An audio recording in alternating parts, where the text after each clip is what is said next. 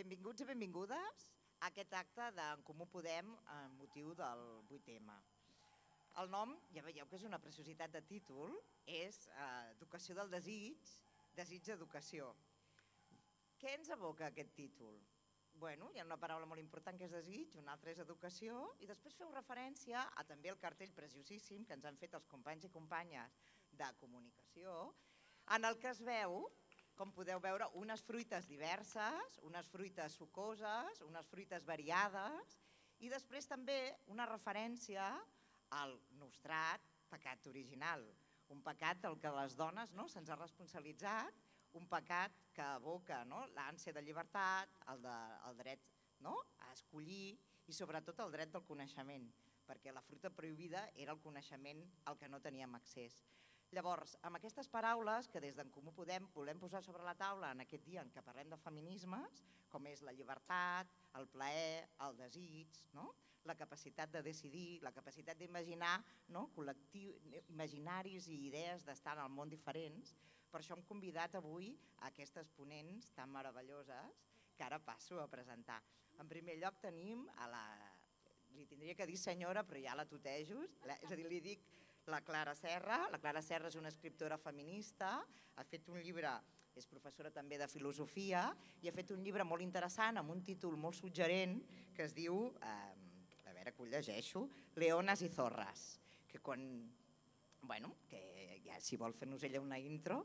Després hi ha la nostra, la farem a l'últim, després hi ha aquí el company, el Roi. El Roi Galant és també activista, com la Clara, activista feminista i LGTBI, i també ha escrit un altre llibre, un llibre que es diu Fuertes i que analitza el tema de les noves masculinitats i a més pensat pel col·lectiu més jove, per construir com aquestes noves maneres d'estar al món. I per últim, lògicament, la nostra candidata, coneguda en el món entero, la senyora Jèssica Albiach. Llavors, us explico una miqueta. El que hem pensat és unes preguntes, una manera de fer un debat com molt obert, que sigui com flexible, que comencem ara mateix. Després no hi haurà torn de paraules, però sí que tindrem un espai per compartir tots i totes amb un vermut i DJs les diferents reflexions que ens hagin suggerit a l'acte. D'acord? Doncs comencem amb la primera pregunta. La primera pregunta que ens suggeria aquest títol era, i a més amb la controvèrsia... Ai, perdó, veus? Us explico una altra. Com que els companys i companyes són de Madrid, les preguntes les farem en castellà. Bé, intentaré fer-les en castellà. De Madrid i de Canàries. Vale, de Madrid i de Canàries. Però necessiten que els hi parli en castellà. Bueno, ¿qué? No, ya veréis, ya os he explicado, compañeros y compañeras, que mi castellano está un poco oxidado. Cuando vives en el centro de Cataluña, pues mira, no lo uso mucho. Entonces, la primera pregunta salía en la reflexión con la polémica creada con el PIN parental, que se ha implementado Vox, este PIN que boicotea los logros conqueridos, no voy a decir, los logros conquistados por el feminismo, de diversidad. Entonces, ¿qué pensáis por qué es clave hacer que la educación pública pueda incorporar el imaginario feminista LGTBI, una educación en la diversidad? Pollo, sí, caray, ¿cómo se suena esto? Bueno, antes de empezar, obviamente yo quería agradecer a Nati por la presentación, pero obviamente a Clara y a Roy que estén aquí hoy acompañándonos, porque yo creo que son personas no solamente maravillosas, sino que además con sus reflexiones, con sus palabras, con sus libros, porque Nati ha citado uno de cada uno, pero que tienen más de uno, siempre nos abren una ventana para reflexionar, para ver cómo avanzamos y cómo construimos ese mundo en libertad, ese mundo en tolerancia y sobre todo en amor. Hemos trabajado muchísimo desde el espacio político y sobre todo desde el Ayuntamiento de Barcelona esta teoría maravillosa de que el amor gana al odio, y yo creo que tanto Clara como Roy son dos referentes en cómo poner en práctica este feminismo como movimiento democratizador a favor de la tolerancia, de la libertad, del placer, y no solamente como una herramienta para luchar contra las violencias sexuales y físicas, que al final son sobre las que más conciencia tenemos. Pues precisamente por esta manera de entender el feminismo, que para nosotros no es otra que la de movimiento democratizador, la extrema derecha y también la derecha más rancia, más acomplejada, que se está dejando marcar la agenda, no precisamente por la derecha democrática europea, sino por la extrema derecha de Vox, han convertido al feminismo en su principal enemigo. Y una de las herramientas, están utilizando muchísimas, pero una de las herramientas con las que están intentando dar la batalla cultural es a través del PIN parental. Un PIN parental que por no son ni originales, porque no se lo han inventado ellos. Es un producto directamente importado desde el Brasil de Bolsonaro, que se inventaron una cosa que se llamaba escuela sin partido y que cuando todavía gobernaba Dilma Rousseff, ellos lo que hacían era, bueno, vamos a perseguir a los centros educativos, vamos a perseguir a los docentes, acusándolos, si es que se puede acusar a alguien de esto, de feminazi, de comunistas y de gays, diciendo además con fake news que lo que querían a través de la educación afectiva y sexual que se estaba dando en las escuelas de Brasil era que todos los niños y las niñas fueran homosexuales, ¿no? Como aparte si eso fuese algo malo. Por tanto, ¿qué ha hecho Vox? Ha importado esta escuela sin partido. Y al final lo que estamos viendo es que lo que quieren es que los niños y las niñas estén adoctrinados y solamente tengan acceso a los prejuicios de su familia, a los prejuicios de sus padres, ¿no? Yo seguro que muchas de las que estáis aquí habéis visto la serie del cuento de la criada. Pues bien, yo creo que el PIN parental es el primer paso para lo que Vox quiere convertir en su cuento de la criada particular, que al final es establecer, es perpetuar determinados roles de género, determinadas desigualdades, determinadas relaciones tóxicas y, por supuesto, no crear ciudadanía crítica, sino que lo que quiere generar son tribus ideológicas y haciendo una cosa que si el feminismo es un movimiento democratizador, pues ellos ¿cómo lo hacen? Atacando a otro motor democratizador como es la escuela pública. Hemos visto que la persecución a la escuela pública no solamente ha venido, si os acordáis, intentando acabar con la educación para la ciudadanía, pero también lo están haciendo a través de la infrafinanciación, con los recortes, con la persecución a determinados docentes. Aquí en Cataluña también conocemos bien las persecuciones a determinado profesorado acusándolos de adoctrinamiento, porque saben que la escuela, en definitiva, es un marco de generación de democracia, de nuevas relaciones que pueden ser más sanas, que pueden ser más positivas y es una fuente de igualdad de oportunidades. Y lo que nos están viniendo a decir con este PIN parental es que se quieren emancipar de un derecho fundamental, como es el derecho a la educación en igualdad, pero que ahora han empezado por aquí, pero es que esta gente mañana mismo puede decir, pues ahora me emancipo, por ejemplo, de pagar impuestos, ¿no? Por eso insisto en que ellos lo que quieren es crear su cuento de la criada particular, donde ellos se crean su mundo a medida y donde se perpetúan determinadas relaciones desiguales. Y aparte plantean cada tema como si fuese una batalla cultural. Y quieren confundir lo que es partidismo, lo que son los valores y la defensa de cada grupo político, con valores universales, con derechos fundamentales, con derechos humanos y en general con lo que son valores para la convivencia. Y frente a esta realidad, la que estamos viviendo ahora mismo, que es por un lado una ola democratizadora que estamos viendo que además es la lucha más transversal, más intergeneracional. Ayer mismo las estudiantes llenaban las calles, no solamente de Barcelona, sino de un montón de ciudades del Estado en contra del PIN parental, a favor del feminismo y en contra del patriarcado. Pues hay dos modelos. Dos modelos, que dependen de la voluntad política que tenga cada administración. Estamos viendo, por un lado, el modelo de la Generalitat, que una vez más va arrastrando los pies, que una vez más habla mucho, pero hace poco, no le está poniendo ni voluntad, ni compromiso, ni recursos. Y frente a eso tenemos el modelo del Ayuntamiento de Barcelona, que estamos comprobando, como en la anterior legislatura de 4 años y también en lo que llevamos de esta, está haciendo de Barcelona pues una verdadera ciudad feminista, ¿no? Está llevando a cabo una revolución feminista en la ciudad.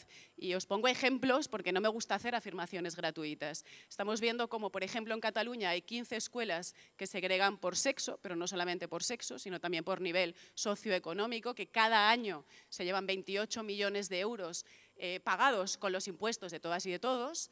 Y ahora es cuando empieza a decir la Generalitat que no renovará estos conciertos. Ahora estamos viendo, por ejemplo, que quieren sacar adelante un decreto de admisiones y un decreto de conciertos para acabar con la segregación escolar y no sabemos si finalmente podrá ver la luz este decreto, porque ni siquiera hay acuerdo dentro del propio gobierno de la Generalitat, ¿no? Ahora han empezado con un programa piloto de educación afectiva y sexual.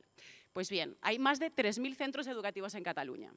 Entonces, ¿este programa piloto dónde está llegando? Pues a 300 centros educativos. Y aparte empiezan desde tercero de primaria hasta cuarto de la ESO, cuando sabemos que esta educación afectiva y sexual, lo estamos viendo, por ejemplo, en el Ayuntamiento de Barcelona, con algunos también proyectos que se están llevando a cabo, tendría que empezar desde las escuelas infantiles, tendrían que empezar desde que los niños y las niñas son así de chiquititos.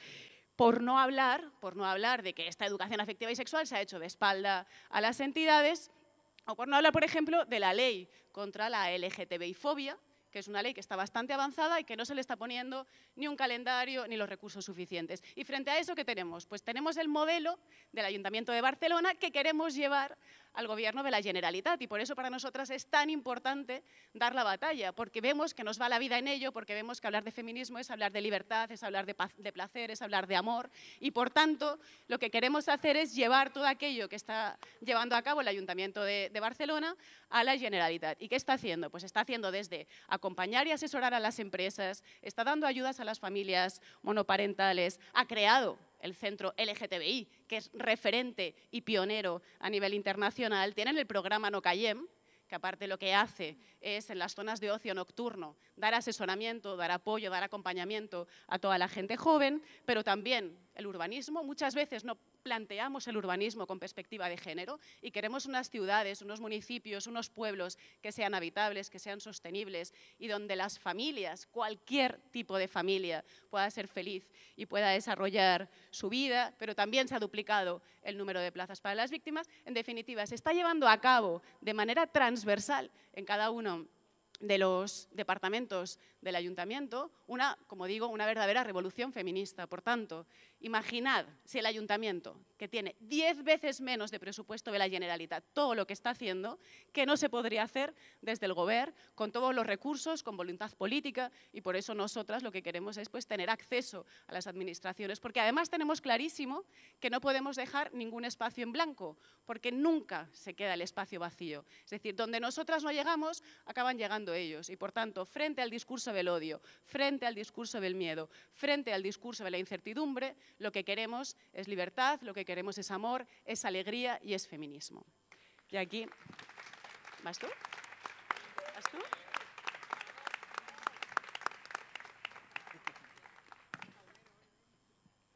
Hola, muy buenos días a todas, a todos, a todes.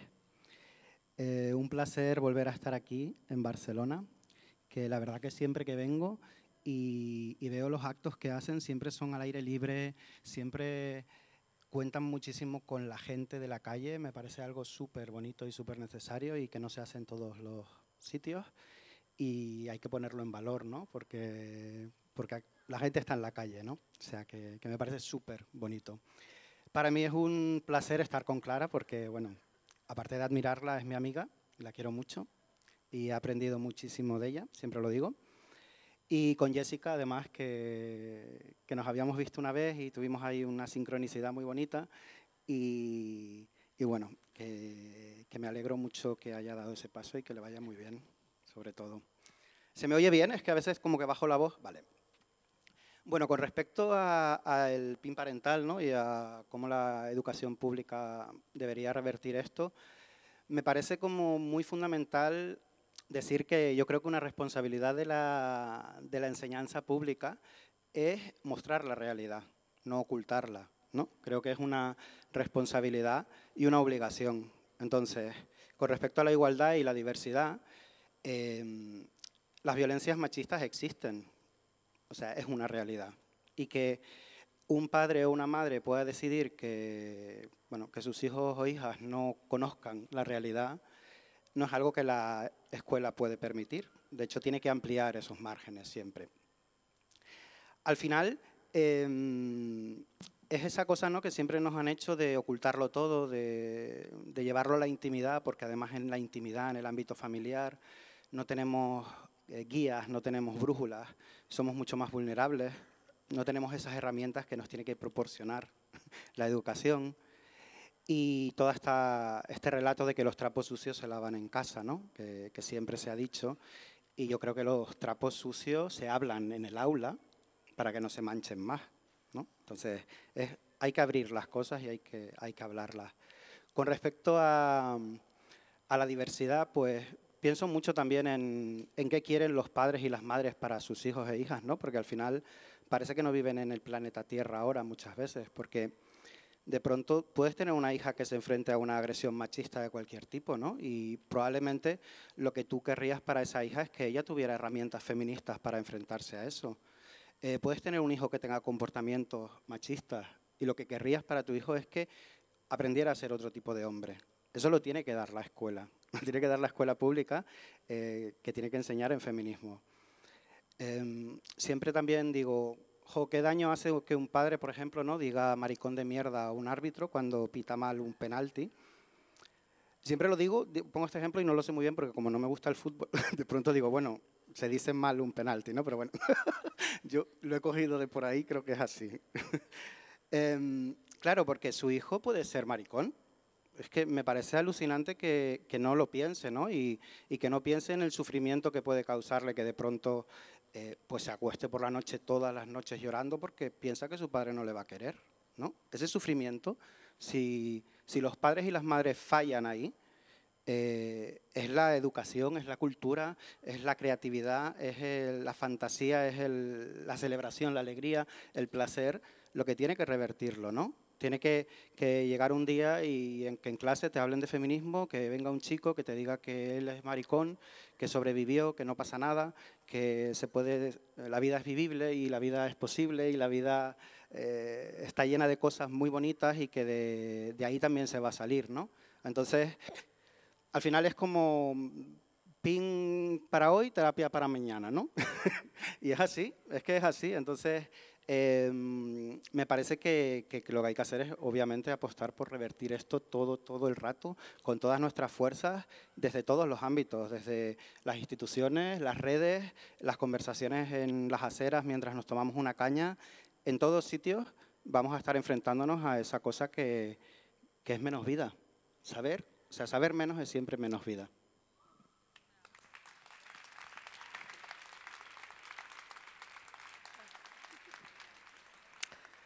Bueno, bon dia, moltes gràcies per convidar-me y es un placer estar aquí con Roy, con Jessica. Muchas gracias, Nati, por la presentación. Y bueno, sobre el PIN parental, yo estaba pensando en una frase de una feminista, Wendy Brown, que hace poco le hacían una entrevista y decía una cosa muy interesante, que es que la izquierda a veces ha olvidado un poco la disputa por la libertad y a veces hemos hablado mucho de exclusión, hemos hablado mucho de incorporar a todos los colectivos a nuestra sociedad, pero que hemos dejado desatendida la defensa a veces de la libertad y que en esa desatención pues la derecha ha hecho una apropiación totalmente espúrea de la idea de libertad. Y yo pensaba eso porque decía, ¿cómo es posible que el PIN parental lo estén defendiendo quienes lo defienden en nombre de la libertad educativa de los padres, cuando es una cosa absolutamente contraria a la libertad, ¿no? Yo diría que, en todo caso, es un marco en el cual se está defendiendo, ni siquiera diría la libertad, diría el poder de los padres para recortar la libertad de sus hijos, ¿no? Y creo que la escuela pública tiene un compromiso fundamental con la libertad. Diría que la educación, fundamentalmente, y esto para quienes estudiamos filosofía desde Platón, el asunto de la libertad, del asunto de la educación tiene sobre todo que ver con la libertad, pero claro, la libertad de los alumnos y de las alumnas, ¿no? Y la libertad de los alumnos y las alumnas pasa por la pluralidad, pasa porque vayan a un lugar Y ese es el compromiso de la escuela pública, en el que pueden conocer muchas maneras de pensar, muchas maneras de ser, muchas maneras de amar. Esa pluralidad es la que los padres no tienen el derecho de recortar. Es decir, los padres y las familias tienen el derecho, por supuesto, a enseñar a sus hijos sus valores, sus creencias, incluso sus religiones, sus maneras de ver el mundo. Pero a lo que no tienen nunca derecho los padres y las madres es a que esa visión del mundo sea la única que conocen sus hijos. Y para evitar que los hijos, la única que conocen, sea la de sus padres, está la escuela pública, y digo pública porque es la escuela pública la que asegura que un niño rico se encuentra con un niño pobre. Es la escuela pública la que asegura que los chicos y las chicas se encuentran. Lo digo viniendo de Madrid, que es un lugar donde el Partido Popular tiene colegios concertados que segregan por sexo, que aíslan a los chicos en un lado y a las chicas en otra. Es la escuela pública la que asegura que se mezclan, que se dan cita en un mismo lugar gente muy distinta, gente que viene de diferentes lugares. Es una manera de decir que si un chico, una chica, un alumno tiene un padre racista, tiene el derecho de ir a clase con un chico migrante y conocer a un chico migrante y pensar por sí mismo si las ideas de su padre son las que él quiere en su vida o no. Esto es lo que asegura la escuela pública y, por tanto, tiene que estar absolutamente comprometida con la diversidad. Puede haber chicos, sean gays o no, que tienen padres homófobos, pero esos chicos tienen el absoluto derecho a ir a una escuela con una chica lesbiana y con un chico gay y a pensar por sí mismos si van a elegir las ideas de sus padres. Esa es la única manera de garantizar a los alumnos y a las alumnas la libertad, y por eso creo que es fundamental que digamos que el PIN parental no solo atenta contra los derechos y la libertad de los chicos gays, de las chicas lesbianas o de muchísima gente que puede sentirse excluida, puede ser apartada, puede ser arrinconada con este tipo de políticas homófobas o este tipo de políticas machistas. Creo que es súper importante que digamos que el PIN parental es un atentado contra la libertad de todos y de todas. De todos y de todas. También de los chicos heteros, también de las chicas heteros.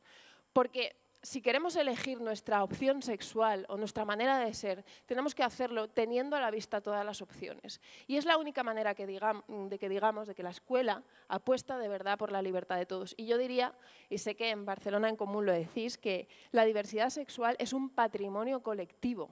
No solamente es un asunto de una parte de la sociedad, es el compromiso con la libertad de todos y todas. Así que digamos esto muy claro, contra la extrema derecha no son quienes defienden la libertad, somos nosotros y nosotras.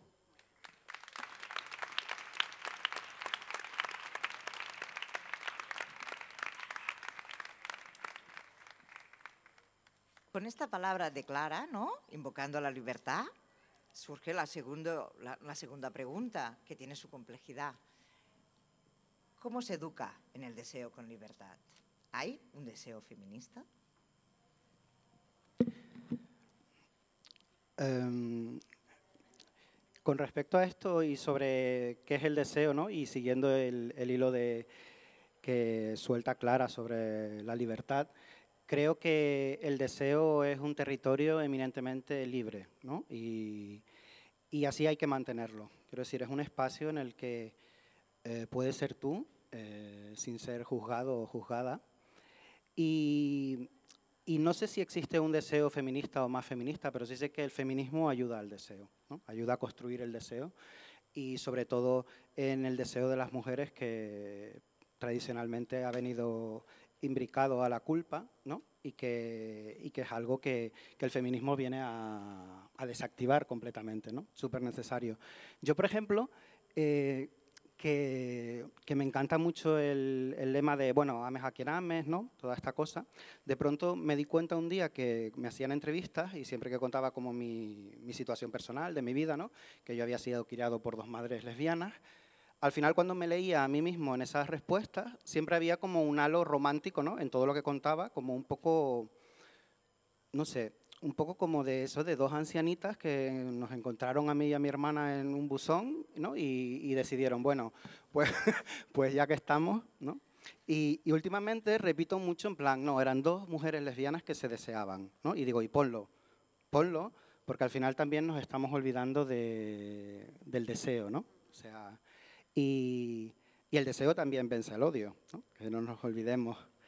Creo que en esto de la educación del deseo es súper importante, por lo menos con lo que yo he aprendido, con mis experiencias propias y luego leyendo feminismo, que hay que explicitar también la historia colectiva de cómo hemos socializado, ¿no? Porque al final salimos ahí de nuestra casa en la adolescencia con un montón de ímpetu, ¿no? para ser mayores, y nos encontramos con situaciones de verdadera violencia, ¿no? o heridas que podemos arrastrar a lo largo del tiempo, porque nadie nos enseña a follar, ¿no? Y joder, lo vamos a hacer casi todos y todas, ¿no?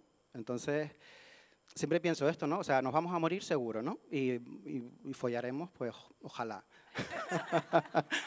Pero nadie nos enseña a morir o a follar, ¿no? Entonces vamos a hablar de cómo lo hacemos, vamos a hablar de cómo lo hemos hecho mal o tan mal, ¿no? Cómo podemos hacerlo mejor. Y en esto me parece como fundamental que entendamos que las personas no somos solo esas personas que encarnamos esos cuerpos, sino que somos una historia de cómo hemos socializado, ¿no? Y de cómo nos hemos tenido que enfrentar a esas situaciones de intimidad. Entonces, creo que es súper necesario y urgente que ya se esté hablando de que los chicos están recibiendo una única información, ¿no? Y una única visión de lo que es la sexualidad, que pasa básicamente por dar por sentada a la otra persona, ¿no? Y no verla, dar por sentado cuál es su deseo, ¿no? No hay que dar nunca por sentado cuál es el deseo, hay que hablarlo, hay que consensuarlo, hay que pactarlo, hay que acordar. Y cómo las chicas han sido socializadas en no ser nunca las chicas conflictivas, ¿no? En no ser nunca la mala mujer, la chica que pone problemas, ¿no? Entonces, en eso, si se está hablando ahora tanto del consentimiento, es porque no hemos enseñado, ¿no? Lo que sucede en esa intimidad. Y tenemos que estar constantemente recordando que muchas veces no somos solo nosotros los que estamos en esa relación, somos los que nos han hecho ser en esa relación. Y que preguntar a otra persona si le está gustando, tratarnos bien, independientemente del tipo de sexo que queramos tener, es súper importante. Eso es fundamental. Y no tiene que ver con ningún tipo de compromiso, porque bueno, la gente luego se vuelve loca, ¿no? En plan, bueno, pero es que ahora ya no voy a poder hacer esto sin mandar un burofax, ahora ya voy a tener que hablar con todo el mundo que me enrolle. Bueno, pues no sé, sí.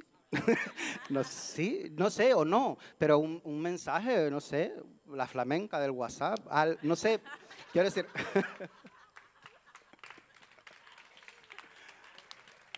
No sé, es que al final si pides una flamenca parece que estás pidiendo un mundo también, ¿no? Como en plan, a veces te ves ahí como, joder, estaré loco por exigir un emoticono después de esto. En fin. Bueno, ahora está a cabo ya. Gracias.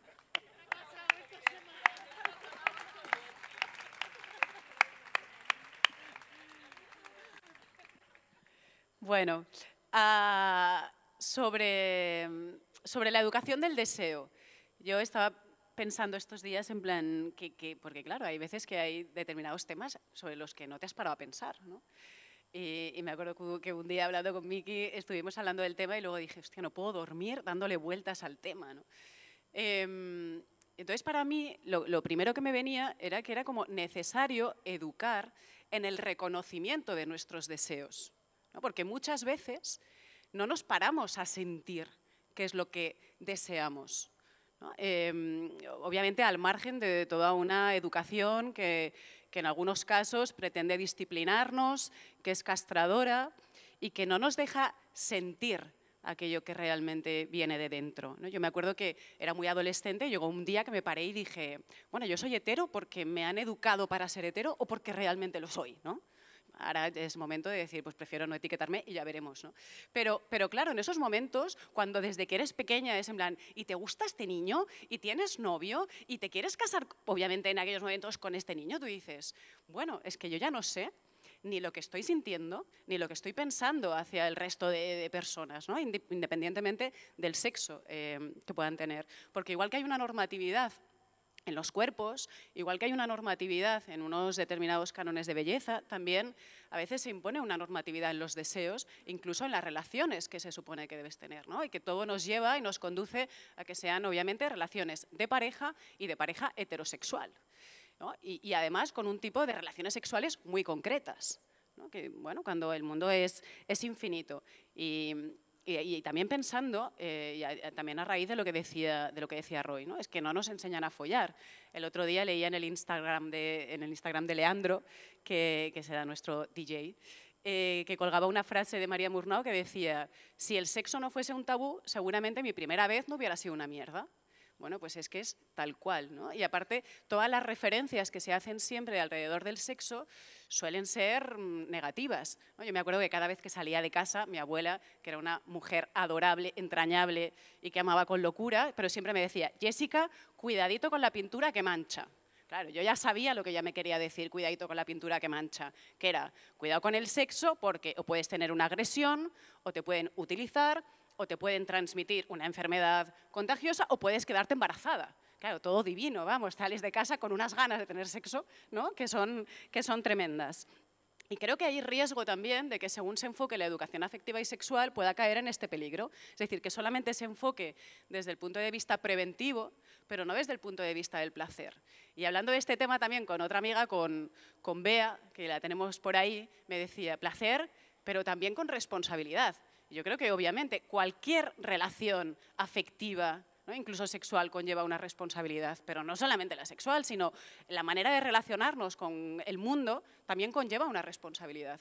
Por tanto, sin caer en el miedo, sin caer solamente en el enfoque preventivo, pensemos también en el sexo como algo positivo, del placer, con responsabilidad, como con cualquier otra relación a la que nos enfrentamos. Y para esto es muy necesario que desde la educación afectiva y sexual se promuevan imaginarios, como decía Roy, del consentimiento, ¿no? Un consentimiento que no solamente tiene que estar basado en protocolos, sino un consentimiento en el cual las dos personas, desde la libertad, desde la serenidad, desde la tranquilidad, expongan, se comuniquen cuáles son sus límites, hasta dónde están dispuestos y dispuestas a llegar, y que a través de eso pues decidan conjuntamente a qué tipo de relación tener. Por tanto, en este sentido, yo lo que veo es que la educación afectiva y sexual feminista lo que tiene que ayudarnos es a reconocer cuáles son nuestros deseos y aceptarlos, cuáles son las relaciones que queremos tener y aceptarlas, porque si no, al final lo que estamos comprobando es que hay muchísima gente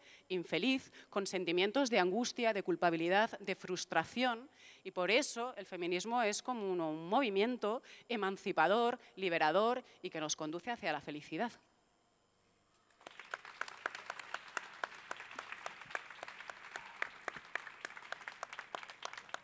Pues estoy muy de acuerdo con vosotros. Yo estaba pensando que efectivamente a la pregunta de si hay un deseo feminista, yo creo que no. Yo creo que el feminismo lo que tiene que defender es la pluralidad de deseos, y además diría que especialmente las mujeres han sido siempre juzgadas con la culpa, efectivamente, ¿no? Con un autocastigo también, ¿no?, que hemos incorporado mucho tiempo, y bueno, pues con esta manera de entender el deseo como una cosa negativa de la que tenemos que liberarnos todavía. Entonces diría que el feminismo viene sobre todo a romper con esos tabús y a hacer que las mujeres puedan desear en libertad, y además yo creo que el deseo es algo pues complejo, muchas veces opaco para el propio sujeto que desea, a veces contradictorio, y que ese terreno tiene que ser conquistado por las mujeres. Pero muy de acuerdo con Jessica cuando hablabas de la responsabilidad. Creo que hay otro vector, o hay otra cuestión aquí en juego que distinguiría del deseo y a la que yo llamaría voluntad, y que es que, aparte de educar a los chicos y a las chicas en un deseo libre y sin juicio y sin culpa, creo que hay que educarnos en la cultura en la que tenemos que reforzar nuestra libertad y nuestra voluntad para decir que no muchas veces, ¿no? Creo que a las chicas, yo pienso en mi experiencia cuando era adolescente, yo no me sentía a veces capaz de decir que no.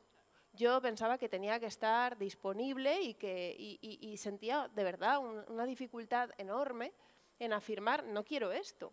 Y creo que es muy importante que el feminismo dé herramientas a las chicas, sobre todo a las chicas, también por supuesto a algunos chicos, pero sobre todo a las chicas, para decir no. Y eso es una afirmación de la voluntad, o diría del consentimiento. Y me parece muy importante no distinguir el deseo, o el terreno del deseo, del terreno de la voluntad, porque no son lo mismo, y a mí me parece que las mujeres seamos sujetos pasa porque no son lo mismo. De hecho, a veces el deseo y la voluntad no coinciden. A veces hay una contradicción entre esto. Voy a citar, sé que es políticamente incorrecto, pero voy a citar a San Agustín, que era un cura de la Edad Media y que no parece muy feminista, pero es que él tiene una reflexión muy interesante sobre esto, porque él cuenta que una vez hubo un debate porque había unas monjas que, bueno, con una invasión, pues llegaron al convento donde ellas estaban y digamos que, bueno, no se sabe muy bien si fue, sí, una agresión sexual o, bueno, el caso es que esas monjas, dice San Agustín, es la primera vez que tuvieron sexo, ¿no? Entonces, había gente que decía, bueno, a algunas de ellas les gustó, ¿no? Esas monjas por primera vez tuvieron sexo y lo contaban como algo positivo. Y San Agustín hace una cosa muy interesante, que es decir, que con independencia por completo de los deseos de esas mujeres, si ellas no dijeron sí, si ellas no consintieron, entonces eso era una agresión sexual. Es decir, que la clave de todo el asunto era la voluntad de esas mujeres y la voluntad expresada de esas mujeres.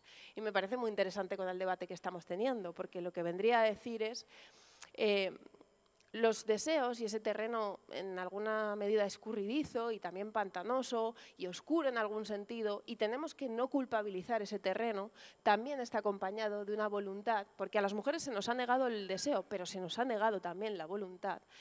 Y a veces las mujeres podemos tener voluntad, incluso si eso pasa por sobreponernos o contradecir nuestros propios deseos. Y esa reivindicación de la voluntad de las mujeres, de la capacidad de decir sí o no, con independencia de otras cuestiones, me parece súper importante para el debate que estamos teniendo sobre el consentimiento.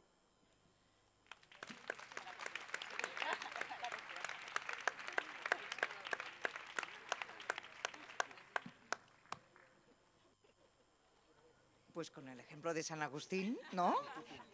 Y la situación con las monjas, se nos plantea, ¿no?, otro interrogante para hablar y para compartir, que es el tema de las violencias sexuales, ¿no? Habéis hablado de voluntad, habéis hablado de tener presente al otro, de libertad. En el abordaje de las violencias sexuales que están, ¿no?, que están sobre la mesa, que están atravesando el país y a la sociedad, también salen dudas sobre las respuestas del feminismo, desde la diversidad de los feminismos. Entonces, la pregunta es cómo lo podemos abordar, y también la cuestión de si el abordaje tiene que ser punitivista, es decir, o exclusivamente punitivista, o qué interrogantes esto suscita. Pues efectivamente creo que está habiendo un debate muy interesante en el feminismo acerca de si la solución a las violencias sexuales tiene que pasar por el castigo, ¿no? Por soluciones punitivistas. Me parece muy importante abrir este debate, porque yo creo que aquí se muestra hasta qué punto el feminismo es ambicioso en el sentido de que quiere transformar la sociedad y quiere transformar las conductas, y entiende que el éxito es transformar nuestros comportamientos, también los de los hombres, y no castigarlos. De alguna manera, tener que castigarlos sería un poco el reconocimiento de un error o de un fracaso previo. Cuando ya tenemos que castigar una conducta es porque no hemos conseguido cambiarla. Entonces, ser más ambiciosas en este sentido es aspirar a una verdadera transformación de la forma de relacionarnos sexualmente. Yo creo que el feminismo es transformador porque entiende siempre que ese mundo que podemos construir no se hace a través del miedo, no se hace a través del castigo. Y además me parece especialmente importante que el feminismo diga esto, porque tenemos un contexto en el que una extrema derecha está haciendo un uso a veces instrumental de esta cuestión, y es una extrema derecha que está defendiendo, por ejemplo, la prisión permanente revisable o la cadena perpetua. Es curioso porque Vox nos dice a las feministas que las feministas queremos acabar con los hombres, y en realidad el abordaje que tiene Vox acerca del castigo es como si no entendiera que antes del castigo está la transformación. Es decir, Vox no cree que sean transformables las conductas. Las feministas creemos que los hombres pueden cambiar. Las feministas creemos en la reinserción, creemos en la transformación, y por eso no queremos un abordaje punitivista de la violencia sexual. Y digo que me parece especialmente importante que nos desliguemos de estas recetas porque estos discursos también de alarma social que está haciendo la extrema derecha, si os dais cuenta, tienen un enfoque enormemente racista y xenófobo. Vox no piensa en los derechos de las mujeres salvo cuando tiene que criminalizar a la población migrante y tiene que defender a las mujeres de esos que vienen a violar a las mujeres, ¿no? Entonces me parece absolutamente crucial que el feminismo sea un muro de contención frente a estas recetas reaccionarias y punitivas y además que demuestre que otra forma de hacer las cosas es posible, que hay una alternativa. Y estaba pensando en todos, bueno, lo bien que le ha venido a Vox hacer de portavoz de ciertos padres de víctimas sexuales, de mujeres que han sido asesinadas y cómo Vox siempre ha intentado ser la voz de esos padres o de esas madres que muchas veces piden prisión permanente revisable y cadena perpetua. Y estaba pensando, no sé si os acordáis, en Gabriel y los padres de Gabriel. Los padres de Gabriel, me parece, Ángel y Patricia, que dieron una lección moral increíble, porque siendo los padres de un niño que había sido asesinado, no se dejaron instrumentalizar por la extrema derecha y vinieron y dijeron, nosotros no queremos venganza, nosotros queremos justicia. Ese mensaje es tan poderoso que puede venir Vox y puede venir Vox a hacer populismo punitivo todo lo que quiera. Puede poner a 10 víctimas a hablar en nombre de la cadena perpetua. Que si solo tenemos unos padres dando una lección moral diciendo nosotros somos capaces de pedir justicia y no venganza, creo que efectivamente el amor vence al odio. Creo que es imparable ese mensaje. Y creo que el feminismo, en la medida en la que da la voz de alguna manera a las mujeres que estamos, sí, efectivamente, hablando en nombre de las víctimas de violencia sexual, tenemos la inmensa capacidad, el inmenso poder de hacer eso. Tenemos el inmenso poder de decirle a Vox que no vamos a hacer lo mismo que ellos, que no vamos a comprar sus recetas y que va por otro lado completamente diferente. Y si el feminismo sale a defender que no queremos más punitivismo, que no queremos más castigos, que no queremos más código penal, si hacemos eso al mismo tiempo que defendemos a las víctimas, creo que somos imparables contra la extrema derecha.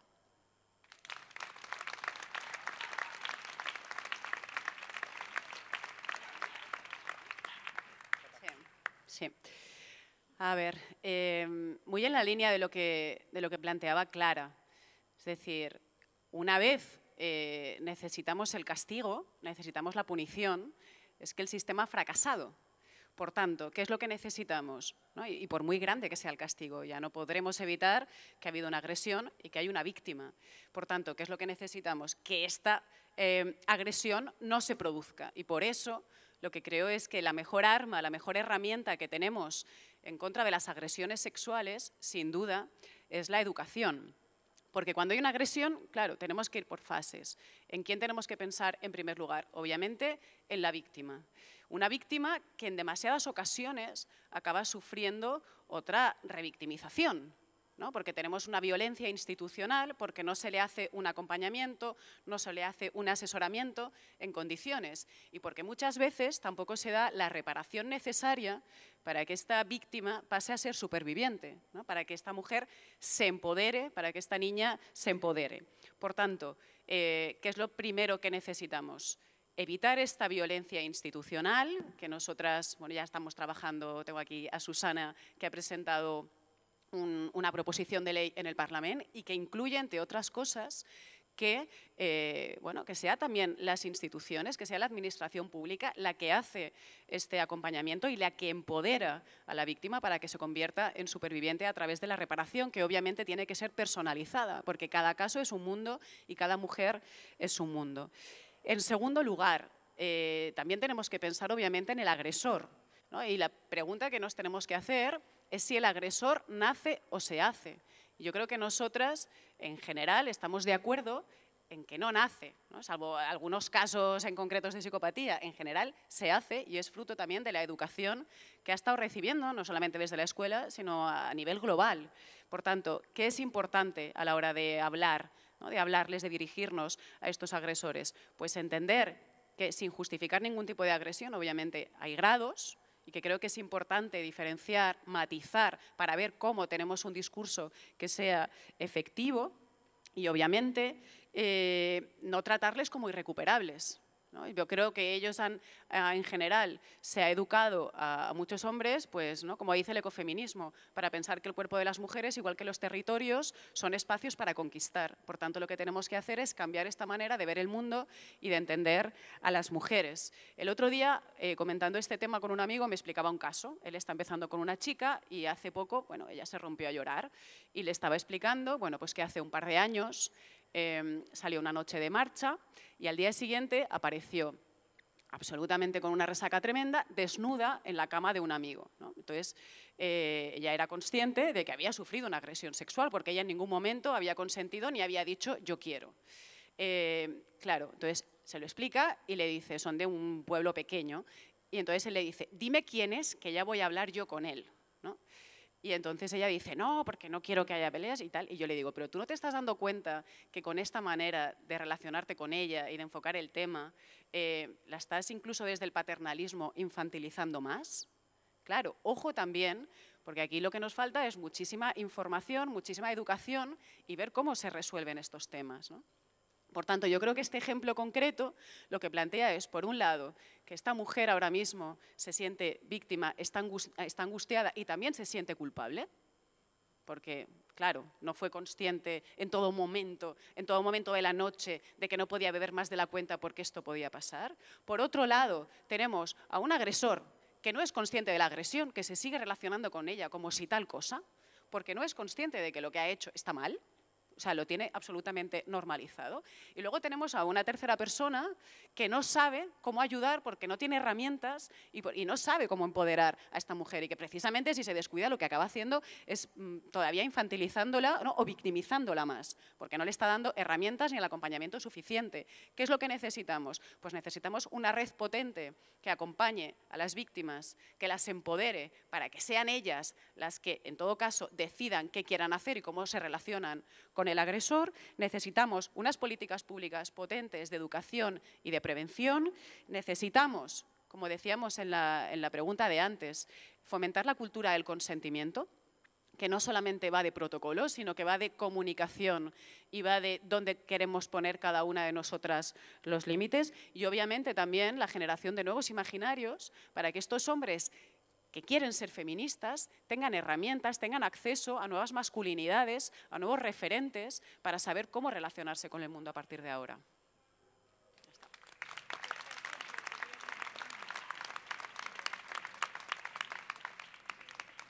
Bueno, qué bien, claro, después de esto, todo sí.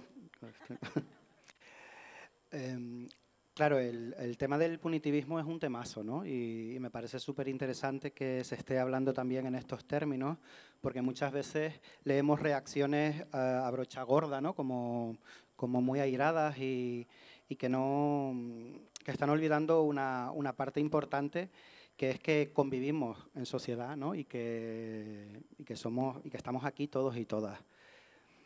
Me parece muy curioso que de pronto cuando sale algún tipo de noticia más mediática con una agresión sexual múltiple, como de La Manada o de Manresa, de pronto todos estos hombres resentidos, ¿no?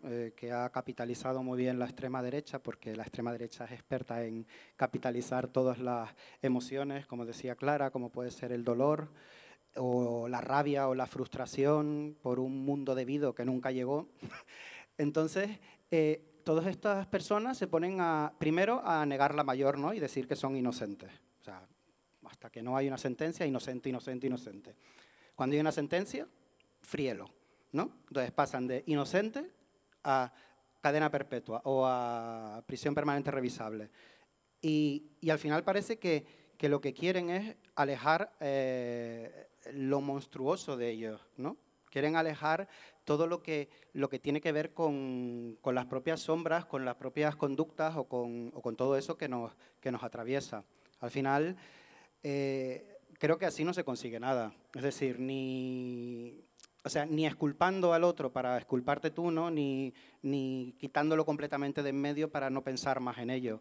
Entre todo eso, creo además que el feminismo no debería reproducir o no está para, como elemento transformador de todo, no está para reproducir también dinámicas que son muy patriarcales, como son la venganza, el ojo por ojo y todo esto, que tiene que haber herramientas y tiene que haber lugares, proposiciones pensadas, habladas, consensuadas, y tiene que ver que existan otras maneras en las que el castigo es un fracaso, ¿no? Pero que antes del castigo tiene que haber una enseñanza previa, ¿no? Es como pues cuando mi madre me tiraba del armario abajo la ropa, porque yo soy un desastre y lo sigo siendo, ¿no? Y cada vez me lo tiraba más, yo sigo siendo desordenado, ¿no? Entonces ahí algo falla, ¿no? El castigo me castigaba, ¿no? Pero yo seguía haciéndolo. Entonces, al final, creo que es súper importante decirle a los hombres que se puede ser mejores hombres, ¿no? Y eso es gracias al feminismo. Yo creo en poder cambiar, creo en la transformación, creo en revisar nuestros comportamientos y creo que solo hay que querer, ¿no?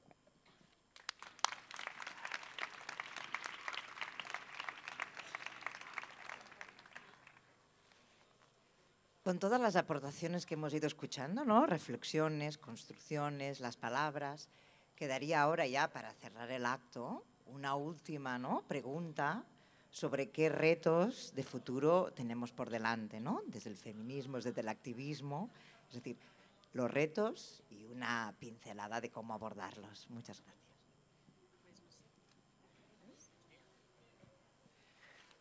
Bueno, uno de los retos tiene que ver con mi trabajo. Yo soy profesora en un instituto y tengo adolescentes en clase a los cuales todos estos debates que estamos hablando aquí les importan mucho.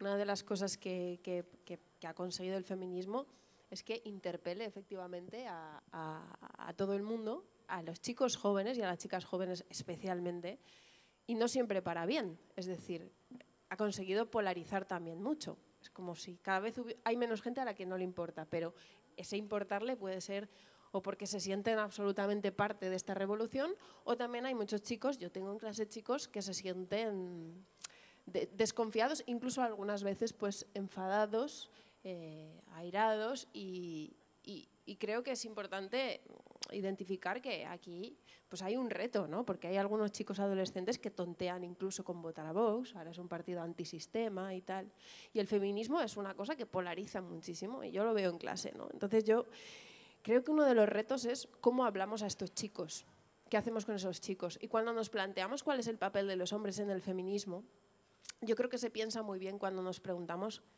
qué vamos a hacer con los chicos adolescentes de 16 y 17 años que algunas tenemos en las clases, bueno, y o los tenemos en casa, pero ¿qué les decimos a esos chicos?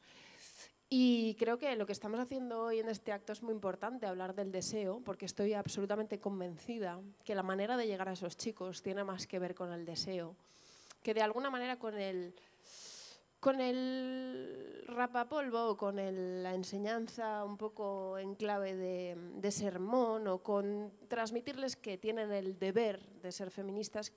Creo poco en esto del deber y de la culpa cristiana, y creo que, sin embargo, el terreno del deseo es profundamente revolucionario. Os pongo un ejemplo, porque una vez estaba pensando cómo hablarle a mis chicos de homofobia y de machismo, y pensé que en vez de darles una clase donde les iba a contar lo importante que es que fueran feministas, pues invité a dos amigos míos, dos chicos gays, que vinieron a contarles pues básicamente su salida del armario, uno en el instituto, otro en la universidad. Y les contaron cómo fue para ellos desprenderse de todas esas ideas de la masculinidad que desde siempre les habían taladrado la cabeza. Y bueno, los chicos de 16 años pueden ser, ya lo sabéis, muy gallitos, muy chulitos, muy homófobos. Básicamente están reproduciendo el papel que les han contado en el que consiste ser un chico, y hacen todo el rato demostraciones públicas de lo machos que son. Y por supuesto pues empezaron riéndose mucho de esa clase, de esos chicos. Vienen dos maricas a contarnos cosas, tal. Y lo que pasó en mi clase fue muy interesante porque mis amigos empezaron a contarles una historia que mis alumnos empezaron a ir callándose poco a poco. Cada vez les escuchaban más, cada vez tenían los ojos más abiertos como platos, porque de repente mis amigos empezaron a demostrarles que eran hombres libres, mucho más libres que otros hombres, y empezaron a demostrarles que se habían desprendido de lo que el mundo esperaba de ellos, que les daba absolutamente igual lo que el mundo les había dicho que tenían que ser, que habían decidido amar a quien quisieran y desear a quien quisieran y expresarse como quisieran, y que les daba absolutamente igual reproducir ese papel que les habían pasado, que alguien había escrito para ellos diciéndoles cómo había que ser hombre. Y mis alumnos, lo que pasó ahí fue de verdad una revolución del deseo, porque mis alumnos empezaron a admirarles muchísimo. Y cuando terminó la clase, mis alumnos querían parecerse a esos chicos. Les admiraban tanto y les consideraban tanto hombres libres que querían ser como ellos. Y entonces ya nadie se reía. Y salieron ya de allí diciendo, creo que aspiro a ser un chico tan libre como ellos, ¿no? Creo que es un ejemplo de lo que quiere decir la capacidad del deseo de ser revolucionario y de lo que quiere decir hacer política más desde el deseo que desde el miedo o desde el castigo. Creo que el miedo y el castigo son reaccionarios y que el deseo es profundamente revolucionario.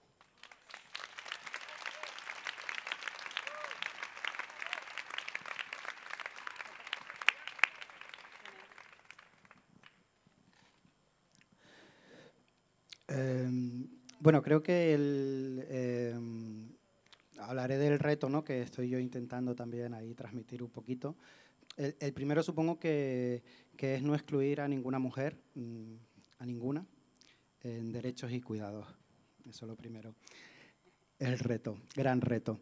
Y con respecto a un reto que me parece fascinante, por lo que llevo tiempo trabajando, formándome, escribiendo, es interpelar a los chicos, ¿no?, para que de pronto no solo se cuestionen si ellos son o no feministas, ¿no?, sino si realmente son los hombres que les han dejado ser o son los hombres que han querido ser, ¿no? Porque al final todo este tema que tiene que ver con cómo llegamos a ser hombres también es una cárcel, ¿no? Todas estas crisis eminentemente masculinas de los 40, ¿no?, que siempre están como caricaturizadas y tiene que ver con, bueno, pues me compro un coche nuevo, una novia nueva, ¿no?, más joven y ya está, ¿no? Eso es una crisis eminentemente que pasa por la masculinidad. Pasa porque realmente los chicos se han socializado sin expresar sus sentimientos y sin mostrarse vulnerables, ¿no? Y llega un momento en el que te haces mayor y te enfrentas a la posibilidad de morir, que esa también es otra cuestión. Creo que hay una especie de educación en la masculinidad que pasa por la inmortalidad, ¿no? Hay muchos ejercicios de masculinidad dominantes o predominantes, como son correr a 300 kilómetros por hora o tirarte de un balcón a una piscina en un hotel, que tienen que ver con esa demostración hacia otros hombres de fortaleza, pero también con la idea de que eres impune a la muerte, ¿no? Entonces, a mí, por ejemplo, me sirvió muchísimo darme cuenta que yo cuando iba al colegio y me llamaban maricón porque tenía pluma o porque llevaba mi muñeca o lo que fuera, no era una cosa mía, es decir, yo me sentí mal porque pensaba que había algo malo en mí, pero luego el feminismo, por ejemplo, me ayudó a comprender que era una cuestión de que toda esa gente había aprendido que mi forma de ser hombre no estaba bien, ¿no?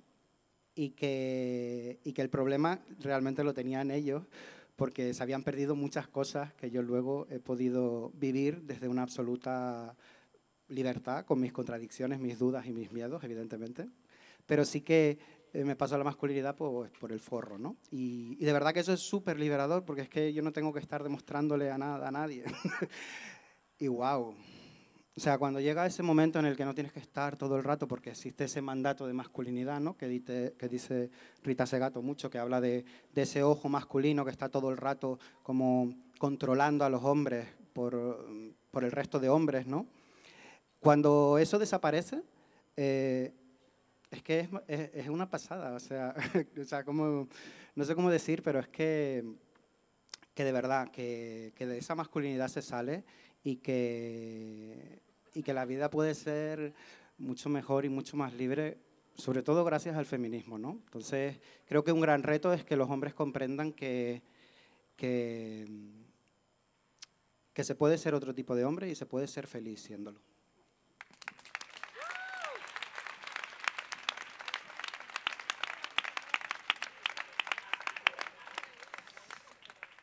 A ver, y sobre los retos, yo había pensado 3. Uno está bastante relacionado con el que comentaba Clara, de llegar a más. Pero bueno, yo el primero que me había planteado era cómo hacemos para que los consensos que tenemos ahora mismo, para que todo lo que hemos alcanzado desde el feminismo sea irreversible. ¿No? Porque estamos viendo que frente a la ola democratizadora del feminismo y a todos los avances que tenemos y a todos los consensos de los cuales nos hemos dotado como sociedad, está viniendo una ola reaccionaria que está poniendo en tela de juicio cosas que ya entendíamos como superadas, ¿no? Por tanto, o sea, no sé, ya teníamos claro que no era violencia doméstica, que era violencia machista, ¿no? Y ahora de repente, ya no solamente la extrema derecha, sino Ciudadanos incluso en el programa asomó con cuestionar algo que era tan básico y tan elemental. Por tanto, ¿cómo hacemos para que esto sea incuestionable, para que sea irreversible? Y creo que se tiene que hacer con políticas públicas, se tiene que hacer con leyes, pero creo que también se tiene que hacer con mucha pedagogía en la calle. Y aquí enlazo con el siguiente reto, y creo que se tiene que hacer explicándolo muy bien y de una manera muy fácil. A veces, yo creo que está muy bien teorizar sobre el feminismo, creo que es necesario, pero creo que podemos caer en el error de hablar difícil, de que la gente no nos entienda. Y sobre lo que comentaba Clara, de cómo le explico yo o cómo seduzco yo a mis alumnos de 16 y de 17 años para que sean feministas y para que no cuestionen cosas que ya teníamos como, bueno, como aceptadas y como consolidadas, yo creo que también, y si lo entendemos como un movimiento de liberación, como un movimiento de amor y de libertad, creo que también es muy importante llegar a la gente mayor. Yo pienso en todas esas abuelas nuestras que han sido en multitud de ocasiones, en la mayoría, mujeres sometidas, mujeres que no han disfrutado del placer, que no han disfrutado del sexo, que han sido las criadas de la familia, que siempre nos han estado cuidando, que se han olvidado mucho de ellas mismas y de sus deseos y de sus placeres, y cómo hacemos para que estas mujeres también acaben disfrutando su vida, que se lo merecen, ¿sabes? Por tanto, obviamente, la gente joven, los adolescentes, es imprescindible llegar a ellos porque son el futuro y porque lo que queremos es precisamente que no haya más agresiones y que haya relaciones más igualitarias y que todo el mundo sea feliz, pero yo también quiero que la gente mayor se vaya feliz, ¿no? Y yo creo que es importante también pensar en cómo hablamos, y cuando hablamos del feminismo del 99%, yo creo que también, si queremos llegar a eso, necesitamos hablar claro, ser pedagógicas y hablar sencillo. A mí, en más de una ocasión, me ha dado miedo, y lo reconozco, hablar de feminismo, porque parece que si no eres súper experta y te conoces todas las teorías, ¿no? Pues tienes miedo de a ver si me voy a equivocar. Creo que es importante que perdamos ese miedo. Si somos sororas, que nos lo creamos de verdad, que no siempre juzguemos de una manera tan severa a quien se puede equivocar o sencillamente no ha llegado a ese razonamiento porque todavía no se lo había planteado, y que hagamos muchísima pedagogía y lo hagamos fácil. Y creo que también, y este sería el último reto, obviamente, y como candidata me toca decirlo, lo que quiero es llevar la revolución feminista que se está haciendo en Barcelona al gobierno de la Generalitat. Lo que decía antes, Cataluña es muy grande, es muy diversa, es mestiza, y creo que el feminismo es el movimiento que nos puede hacer entender que toda esa diversidad es precisamente lo que nos hace más fuertes, ¿no? Y también entender que el feminismo no solamente va de lucha contra las violencias, sino que también va de alternativa, que lo que nos está proponiendo es un modelo que es más justo, que nos hará más felices, que pondrá la vida en el centro y no en los mercados, que tenemos que dejar de cargarnos el planeta, y que el feminismo también, y precisamente el ecofeminismo, va de eso, de una vida buena, de una vida en equilibrio y de una vida donde precisamente sea la alegría, sea la felicidad, sea el amor lo que esté en el centro, y no un sistema cruel que está dejando a la mitad de la población detrás, que se está cargando y está haciendo negocio con los recursos naturales, con los bienes comunes, y que por tanto nos ayudará a tener, pues eso, una vida mejor, una vida más buena y una vida en equilibrio con las personas y también con nuestro planeta. Eso es.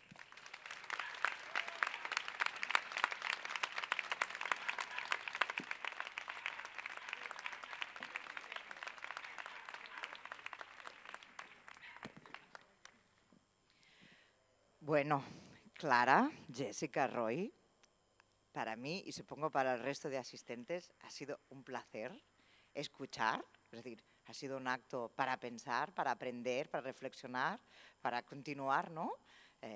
Construyendo este feminismo diferente, este feminismo del placer, del deseo, de la libertad. Ha sido un gran placer, muchas gracias por haber venido. Y como el feminismo también, como estábamos diciendo, ¿no? También es relación, también es placer. Ahora a continuación hay un vermut musical con 2 DJs, a ver que digo el nombre bien, para nombrar, porque esto es importante en el feminismo, siempre nombrar a todos y todas, a Ruslana y Leandro, y ahora podremos compartir entre todos y todas pues, las reflexiones y este espacio de relación, de conocerse y de gozar. Pero también el feminismo es lucha, es activismo i és llenar mañana a les calles.